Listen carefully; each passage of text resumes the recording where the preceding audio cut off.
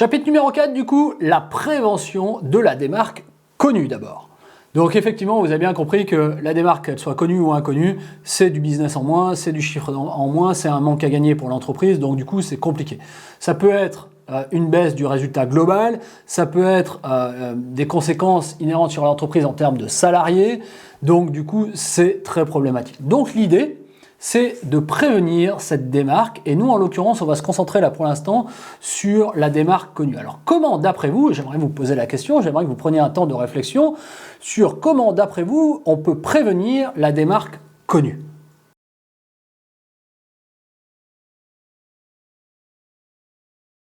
Premier élément de réponse, faire un inventaire régulier, notamment en cas de grosses démarques connues, par exemple, je sais pas, une palette qui est tombée, qui s'est cassée, ça peut arriver, et malheureusement ça arrive dans les grandes surfaces, et donc là on peut faire un inventaire derrière. Plus vous avez des inventaires en fait réguliers, mieux vous contrôlez l'état de vos stocks, et donc plus vous savez où vous en êtes dans votre démarque, et donc de faire attention. Mais vous pouvez aussi repérer ces causes de démarque. Donc du coup, je sais pas, peut-être des gens qui conduisent trop vite dans les allées avec le transpal ou le transpal électrique ou les chariots élévateurs. Et dans ces cas-là, ils peuvent tomber des choses, faire casser des choses. Donc du coup, on le sait et on va mettre en prévention un certain nombre de choses. On peut aussi calculer cette démarque pour mieux la prévenir. Et puis, on peut lister un ensemble de solutions envisageables pour justement lutter contre cette démarque. Donc, l'idée, c'est au fond de contrôler la quantité, puisque là on parle bien du nombre, contrôler la quantité, contrôler la rotation effectivement des produits, avoir un stock limité en réserve. Plus votre stock est limité, et plus ce sera facile de veiller sur votre stock et moins vous aurez de chances d'avoir de la démarque, quoi. Concrètement, c'est logique.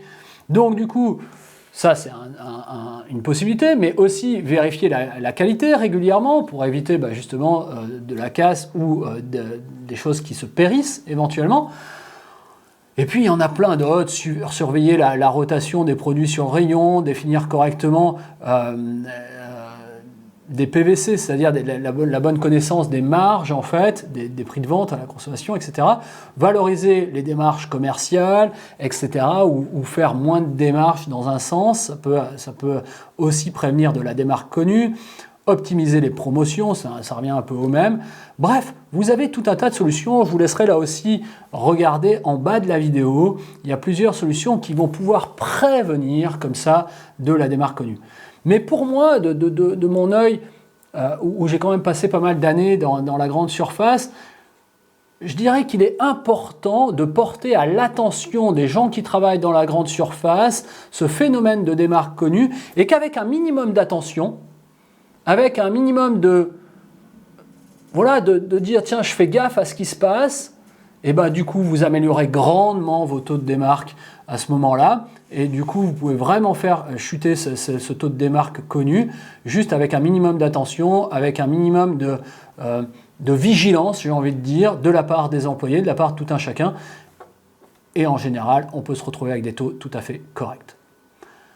Sans plus attendre, je vous emmène vers le dernier chapitre où on va parler toujours de prévention, mais vous l'aurez compris, non plus de démarque connue, mais bien de démarque inconnue.